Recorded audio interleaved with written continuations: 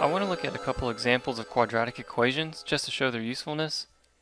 So our first question is, Ben's train traveled 576 miles, averaging a certain speed. If the train had gone 8 miles per hour faster, the trip would have taken 1 hour less. Find the average speed. Okay, so the trick is here, we have to understand what we mean by average speed. So for example, if we drove a distance of 576 miles, if you divide that by the time it took to get there, you get your average rate. We'll call it R. So in other words, 576, the distance traveled, is your rate times time. Okay, now, so we know that 576, the distance traveled, is rate times time. We also know that I could cover that same distance if my rate had been 8 miles per hour faster, so R plus 8, with a time of 1 less hour, so t minus 1 hours. So I know that 576 equals rate times time. I also know that 576 equals R plus 8 times t minus 1. Okay, and actually here what I'm going to do is I'm going to use the substitution to eliminate the variable R into this expression here. Alright, so what I mean by that is I'm going to say that 576 equals, instead of R plus 8, I'm going to say 576 over t plus 8 times t minus 1. So when I multiply that out, I have a 576 times t, so now I'm foiling this out. That gives me a 576 t over t. The t's cancel out, and I can do that because t will definitely not be 0 here. Then I have a minus 576 over t. I have a plus 8t, and I have a minus 8. So when I finish this equation, my result becomes the equation 576 equals, well, this became 576 minus 576 over t plus 8t minus 8. Okay, now subtracting, I get the 576's cancel on each side. So then I end up with 0 equals this negative 576 over t plus 8t minus 8. Alright, now what I can do here is multiply both sides of my equation by t. And when I do that, I end up with the equation, well, t times 0 is still 0. I end up with 8t squared minus 8t minus 576t over t, which is minus 576. And I rearranged it so that we'd have our terms in descending order, which we typically like. Okay, so from there, I divide both sides by 8.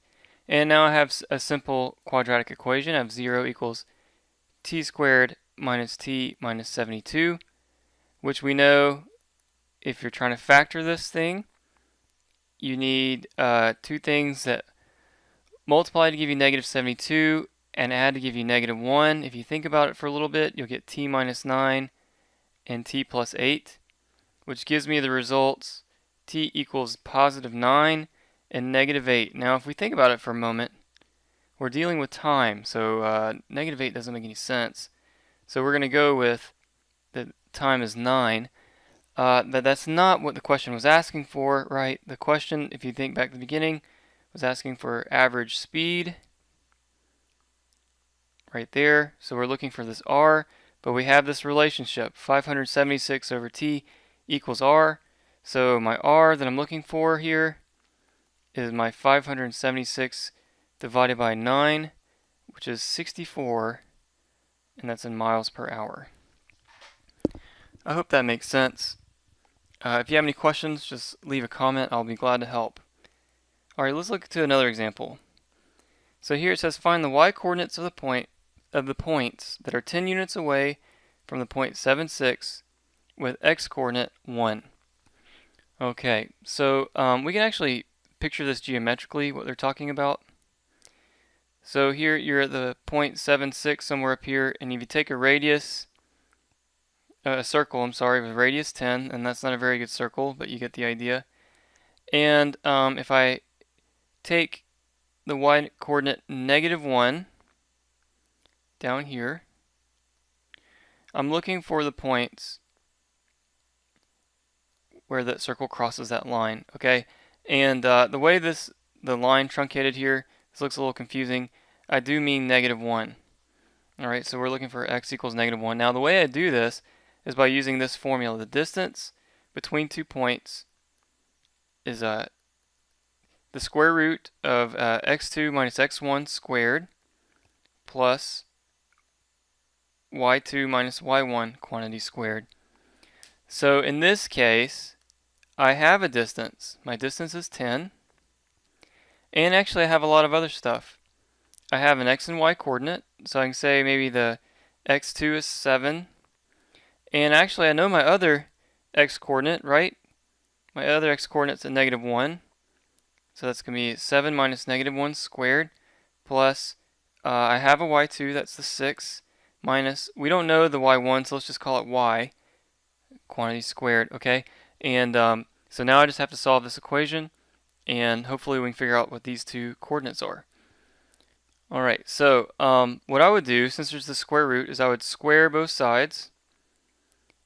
And so I get 100 on one side, and on the other I have 7 plus 1 quantity squared, so that's 8 squared, plus 6 minus y quantity squared, so 6 minus y times 6 minus y.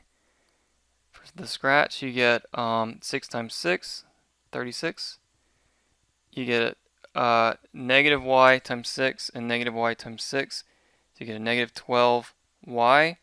And then you have negative y times negative y, and you get y squared.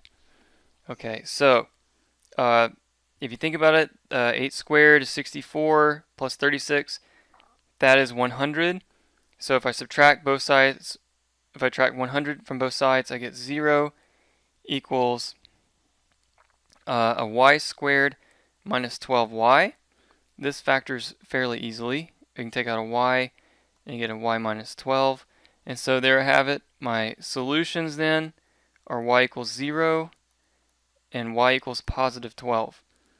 Okay, now what you'd want to do here is, since there is some place where we should have kind of put a red flag, so to speak, and that's right here. I squared both sides of my equation, and when you do that, there's the possibility of creating an extra solution that's not a real solution. So what you'd want to do is take both of these points and plug them back in to see if they solve this equation. And by the nature of this thing, they should. Okay, now that we've done this, we start wondering, well, do we have the actual coordinates? It only asks for the y coordinates here, but can we find the coordinates? And the answer is yes, because we already knew the x coordinate was -1. So then my two points on the circle are -1, 0 and -1, 12. And that's what these two little points here are. Alright, I hope this makes sense. If you have any questions, please let me know. I'd be glad to help. You can leave them in the comments or just get a hold of me. And thanks for watching.